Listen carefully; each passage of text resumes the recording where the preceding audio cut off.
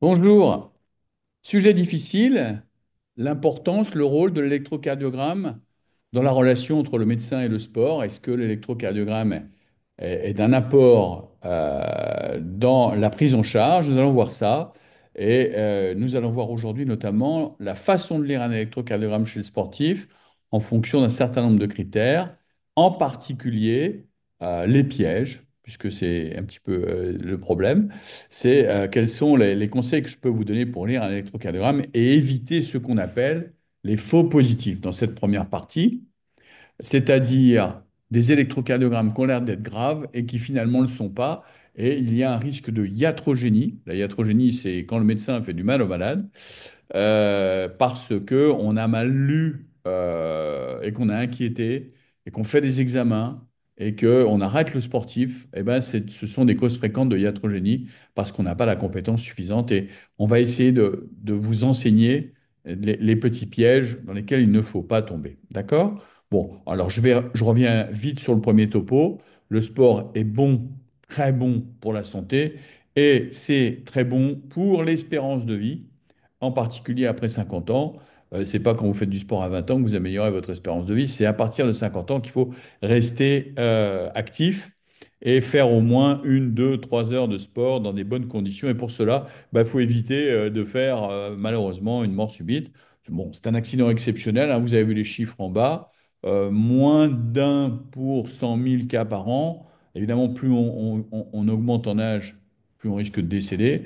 C'est pour ça qu'on essaye dans des populations à risque, de les anticiper par une bonne évaluation de la situation physique et électrocardiographique du sujet. Alors, est-ce que c'est utile? On l'a vu dans le premier document sur le certificat.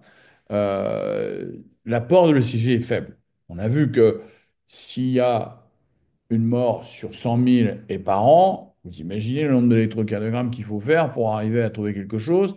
Et en plus, le faire tous les ans ou tous les 3 ans comme dans les recos, et espérer que cette anomalie-là, grâce à notre repérage, va réduire la mortalité. Il est bien évident que ça ne suffit pas et que c'est un ensemble de critères qui vont réduire le risque vital chez sportifs. C'est d'abord de bien repérer la population à risque et de faire un jugement clinique qui repose sur la situation, l'examen clinique lui-même, le cœur, les vaisseaux, etc., la respiration, et l'écoute du patient. A-t-il des symptômes? A-t-il une dyspnée? A-t-il fait une syncope? A-t-il des antécédents qui vous inquiètent? Il faut bien écouter les palpitations également. C'est plus important sûrement de faire un bon filtrage que de faire des électrocardiogrammes à la volée et sans réfléchir. Donc, l'électrocardiogramme, c'est quoi? C'est ça, hein. C'est 10 secondes de la vie de quelqu'un avec 12 dérivations qui explorent l'activité électrique du cœur dans l'espace, dans les dérivations qui sont comme ça ou dans les dérivations qui sont comme ça, hein. Donc, on a des critères pour repérer ce qui est normal et pas normal. La lecture est un peu difficile, comme vous pouvez le voir ici. Le coût est pas élevé en France, mais c'est remboursé avec des mutuelles, mais surtout les médecins n'aiment pas trop ça parce que ça prend 10 minutes, il faut déshabiller les gens, etc. Et donc, il faut vraiment prendre son temps pour bien le faire après l'avoir bien écouté. Et c'est une vraie consultation qui prend du temps. Et en plus, elle n'est pas facturable dans le cadre d'une demande de non-contre-indication par les sportifs, les fédérations. 10 secondes de la vie d'un patient, donc il va falloir bien le lire, hein, d'accord? Et puis, vous souvenir que parce que c'est très court et que l'anomalie peut être avant ou après ou pendant le sport, vous n'avez pas tout détecté. Il y a ce qu'on appelle donc des faux négatifs. C'est-à-dire qu'au moment où vous le faites, ben, il n'y a rien. Mais un peu après, peut-être qu'il y aura eu, ou peut-être à l'effort, ben, ça on ne peut pas toujours le deviner. Il y a des faux positifs, c'est ce dont on va parler. C'est quoi un faux positif? C'est quand on croit voir quelque chose, mais qu'en fait, c'est rien du tout. D'accord? Donc, on va inquiéter les gens pour rien. Donc, ça, c'est un problème qu'on va essayer de travailler ensemble aujourd'hui en vous souvenant, nous souvenant, se souvenant que c'est chez l'enfant, chez l'homme, l'Africain et l'athlète, qui fait 8 heures de sport par semaine, par exemple, que les électrocardiogrammes vont être les plus difficiles, hein. On dit africain ou afro-caribéen. Ce ne sont pas des anomalies que nous allons voir, mais des variantes de la normale. D'accord? Les variantes de la normale sont liées au fait, par exemple, chez le sportif, que son cœur est plus musclé, que son tonus vagal est important, et que des pacemakers automatiques, il n'y a pas que le nœud sinusal qui peuvent prendre la commande du rythme cardiaque. On va voir ça. Donc, en plus, techniquement, on peut se tromper d'électrode, on peut mal mettre les filtres, utiliser la mauvaise machine, faire croire à un mauvais algorithme que c'est mauvais alors qu'en fait le patient va bien, etc., etc. Il voit des infarctus partout, hein. Je vous rappelle les électrocardiogrammes actuellement. On attend l'IA avec impatience. L'utilité, bah, elle est rare et variable selon la compétence, hein, et c'est ce qu'on va voir. Dans ce premier topo, on va se méfier des petites anomalies qui surévaluent le risque. Donc, quelles sont la tolérance chez l'athlète? Vous allez me dire, je devrais vous faire un cours chez le sportif normal en fonction de l'âge. Je ne peux pas. Donc, j'ai choisi les critères de l'athlète, c'est-à-dire 6 à 8 heures de sport par semaine. Ils font beaucoup plus, les vrais athlètes, et ils sont extrêmement encadrés. Mais vous allez voir qu'on peut quand même avoir des bons repères grâce à ce document qui fait qu'on peut tolérer ces discrètes variations de la normale, hein. Donc, je ne vais pas toutes les reprendre ici. On va en voir quelques exemples parce que c'est exactement ce qu'il faut connaître et donc avoir des bonnes bases sur l'électrocardiogramme, hein. Ici, vous avez en bas des petites anomalies qui ne sont pas graves, mais qui sont tout à fait tolérables s'il n'y en a qu'une par tracé. D'accord? Ensuite, nous verrons plus tard les vraies anomalies en rouge ici, dans un deuxième topo, qui nécessitent des bonnes connaissances de l'électrocardiogramme. On va voir qu'il y a des choses évidentes et il y en a qui ne le sont pas. Ça sera l'objet du deuxième topo. Donc aujourd'hui, on va travailler ces petites anomalies, ces petites variations de la normale qui sont parfois inquiétantes comme ça, qui sont surévaluées, mais qui ne sont pas graves. D'accord? Il faut éviter de tomber dans l'inquiétisme avec un bilan inutile, coûteux et stressant. Et nous allons commencer par ce premier électrocardiogramme pour lequel il faut quand même connaître les règles de base de l'électrocardiogramme. Vous appuyez sur pause et vous essayez de les lire et de me dire si cet électrocardiogramme est normal. D'accord?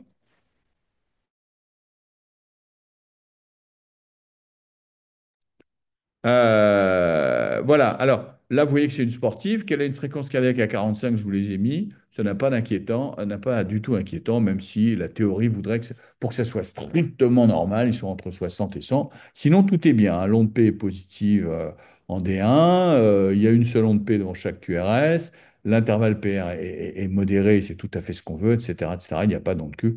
Je crois que tout ça, c'est les bases de l'électrocardiogramme. Je ne vais pas vous le faire, mais je vous demande de bien les relire. Alors, on continue. Ce patient a donc juste une seule variante de la normale, tout à fait tolérable. Ce sont tous des gens asymptomatiques, hein. On ne parle pas de bilan de gens qui ont des symptômes. C'est une autre démarche, hein. L'enquête sur le symptôme, ça c'est dû à son hypertonie vagale. Elle est très entenée, elle n'a pas besoin d'avoir un cœur à 60. La femme est légèrement plus rapide que l'homme en général. Et elle est à 45, c'est tout à fait normal. Jusqu'à 35, on peut le voir chez l'homme. Les grands cyclistes sont à 35 sans que ça pose problème, hein. Alors, ils peuvent avoir ça aussi, c'est-à-dire une variation de fréquence de l'électrocardiogramme avec la respiration. Vous le voyez en bas, ce patient, quand il respire, eh ben, il a le cœur qui s'accélère ou qui se ralentit, ça dépend de si c'est l'expiration ou l'inspiration, hein. C'est comme les yogis, on peut, en soufflant, vraiment ralentir son cœur. C'est même assez surprenant quand on est bien entraîné, et les nageurs en apnée connaissent bien ça aussi. Alors là, nous avons un électrocardiogramme pour lequel je vous demande de bien vous positionner, ce que vous contre-indiquez le sport, appuyez sur pause pour bien travailler, hein.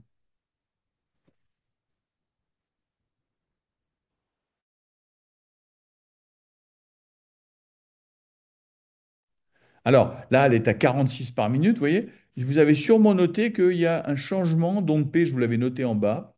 C'est-à-dire qu'elle a un foyer atrial haut et un foyer atrial bas qui prennent la commande. Tout ça n'est pas grave du tout.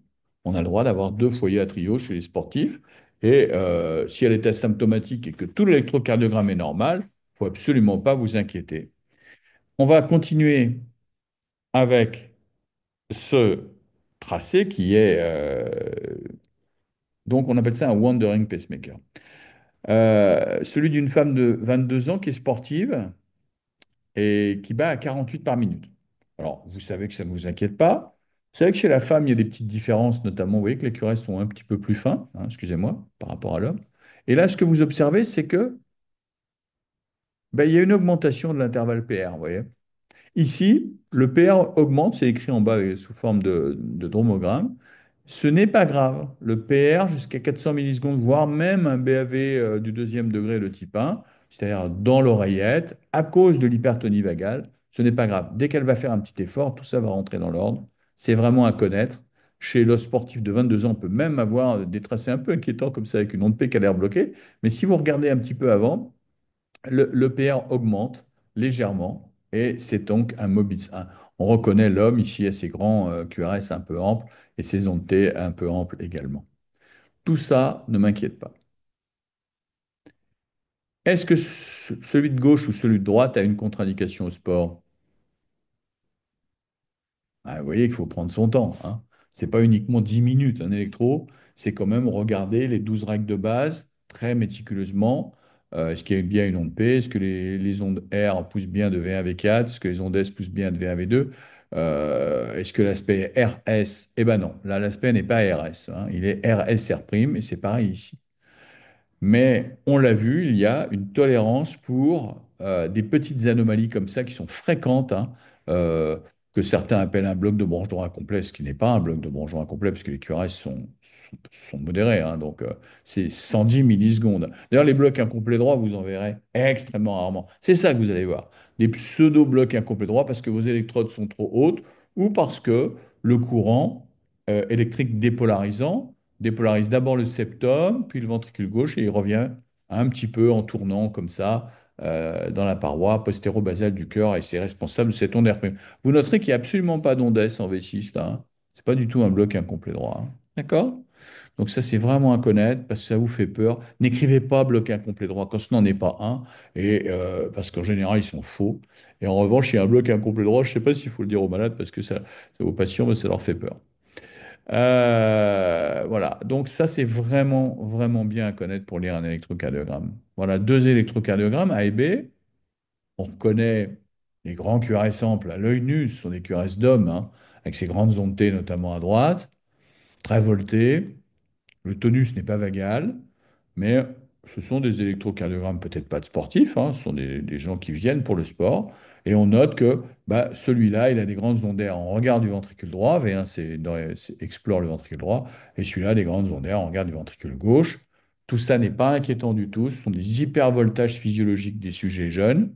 On l'a dit, ce n'est pas une contradiction. Il n'y a pas d'HVG au sens électrophysiologique du terme, puisqu'il n'y a pas de sous-décalage de ST. On va le voir dans le deuxième topo. Ces ondes T sont tout à fait normales, sont des grands QRS amples, mais il n'y a pas le sous-décalage de ST qu'on appelle le strain pattern ou l'anomalie secondaire de la repolarisation due à l'hypertrophie ventriculaire gauche. C'est réactionnel. Il n'a absolument pas ça.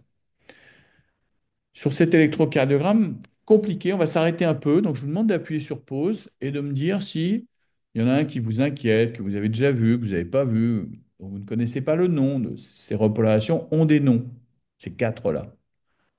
Vous pourrez tout retrouver sur le site internet à variante normale de repolarisation. Vous tapez variante dans le moteur et vous les retrouverez. Donc, bah, vous avez compris, mais il faut leur donner leur nom maintenant, d'accord? Ce sont toutes des variantes. Alors, on y va. Ça, c'est la juvénile. Alors, jusqu'à 16 ans, on dit que c'est tout à fait normal, V2, V3, mais ça dépasse parfois V2, V3. Si vous n'êtes pas habitué, il vaut mieux demander un avis, mais sachez que chez l'enfant, c'est tout à fait normal. Donc, à 12 ans d'avoir ça, il y en a qu'on sait jusqu'à 18 ans, parfois jusqu'à 24 ans, 25 ans. C'est plus l'apanage. Bon, moi, je vois ça plutôt chez les Africains ou les femmes jeunes. La repolation précoce, c'est plutôt l'apanage de l'homme, hein. On reconnaît bien ces tons de J avec ces grands QRS, cet aspect en hamac comme ça, ces grandes ondes T, mais qui restent très souples, avec des QT plutôt courts. On appelle ça une repolation précoce, c'est tout à fait typique. Ça, c'est la repolation masculine. Alors, c'est pas de moi, hein, vous allez voir, les noms ont été donnés par d'autres gens avant moi. Ces grandes ondes T comme ça derrière des QRS très amples, hein, qui sont un peu impressionnantes. On dit pseudo-hypercalémiques, mais on dirait. Mais en fait, pas du tout, parce que tout ça est très souple juste avant.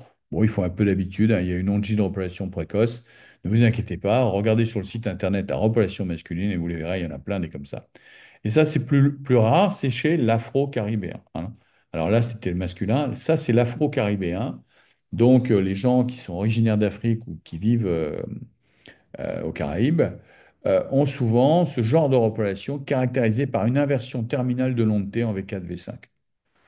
Parfois c'est V4, V5, parfois c'est V3, V4, V5, parfois c'est V2, V6, mais c'est extrêmement toujours pareil. Il faut connaître des grands QRS, un QT normal, parfois une onde J et une repolation terminale de l'onde T. Mais tout ça est très souple et je vous conseille de regarder sur l'inversion Bayesienne de l'onde T si vous voulez en voir plus sur le site internet. Tout ça est normal et je voudrais vous montrer, donc tout ça a été bien défini par Wang dans un New England en 2003 qui m'a ouvert les yeux sur les repopulations anormales. C'est absolument parfait ce document. On va tous les reconnaître, hein.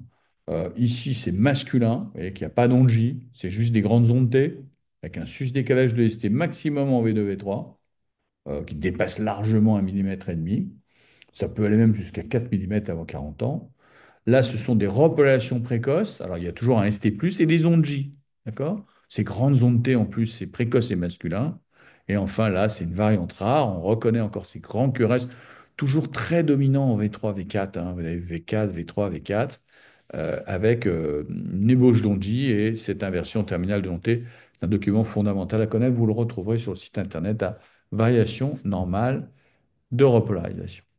Alors, est-ce que c'est une contre-indication au sport? Appuyez bien sur pause. Entraînez-vous à commencer, comme pour les livres, de gauche à droite et de haut en bas, puis là, à rechercher les 12 règles normales de l'ECG. Et normalement, vous devez ticker tout de suite, hein. Évidemment, il y a à la fois des ondes Q ici, il n'y a pas d'onde Q pour dépolariser le ventricule gauche, il n'y a pas d'onde Q. Et ici, vous avez une inversion de l'onde P, ce qui veut dire qu'il y a très probablement une inversion des électrodes, des membres. Vous savez qu'il y a 4 électrodes sur les membres. Et si jamais on se trompe de côté, bah, il faut vérifier en corrigeant que D1 est égal à V6. Et là, ce n'était pas le cas. C'était bien une inversion d'électrode. C'est très fréquent, hein, 5% des cas. Alors là, faire des troponines, inquiéter les gens, penser est-ce que vous avez fait un infarctus, c'est nul, hein. Franchement, c'est nul. Là, vous vous dévalorisez. Et bon, c'est pas grave, le malade a rien, mais il va vous en vouloir de ne pas savoir lire un ECG. Voilà. Donc, une autre contre-indication au sport, et on va s'arrêter là pour aujourd'hui. On a bien travaillé. Je vous laisse le regarder. C'est un boxeur professionnel, il est asymptomatique, c'est toujours rassurant. Donc, je ne vous dis pas qu'il faut absolument démontrer que tout ça est normal. Mais enfin, il faut savoir que des gens asymptomatiques avec des électros bizarres, surtout des hommes jeunes ou afro-caribéens, on sait qu'ils ont des tonus vagales, etc. Alors, on va le regarder ensemble, hein. On se souvient tout d'abord qu'il y a des ondes P, on les voit bien en bas, qui changent de fréquence à cause du tonus vagal respiratoire. Et on sait qu'il peut y avoir des ondes P qui même deviennent négatives parfois, c'est tout à fait normal. Et là, ce sujet-là, quand il expire, il se ralentit, il a des QRS sinusaux sinon, et puis il a un pacemaker atrial bas qui prend la commande. Tout ça n'est pas inquiétant du tout. Il a un vrai bloc incomplet droit, celui-là, avec R, S, R' en V1, V2 avec un QRS à 115. Pas d'anomalie de la repolarisation dès qu'on est en V2. Il a bien une onde S qui fait 40 millisecondes en V6, mais on sait que c'est tout à fait autorisé. Un bloc incomplet droit, je l'ai mis en orange, j'aurais dû le mettre en vert. Et il a des ondes T masculines, des grands QRS. Il a rien, ce patient. D'accord? Rien de grave, mais je voulais vous montrer que des fois, ça pouvait être compliqué et qu'il faut refaire un ECG après un petit effort, comparer avec des électrocardiogrammes antérieurs ou demander un avis le jour même. N'interdisez pas forcément le sport à ces gens-là. Demandez-leur de préparer l'entretien en leur demandant d'amener des ECG, etc., etc. Voilà. Je crois qu'on a bien travaillé. J'espère que vous likerez, comme on dit maintenant chez les jeunes, la vidéo. Vous regarderez les autres vidéos sur YouTube sur le sport, hein. Il y a le sport et les certificats. Et on en fera un autre sur les signes pathologiques. Et je vous engage à me suivre sur le site internet iCardiogramme. Vous trouverez tous ces électrocardiogrammes avec le moteur de recherche sur les variantes normales de l'électrocardiogramme, sur ECG sport, etc., etc. Et je vous annonce aussi également que je viens de ressortir mon deuxième édition du livre Le CG de A à Z, comme vous pouvez le voir en bas. Et je vous remercie. Je vous dis au revoir et bonne lecture ou relecture.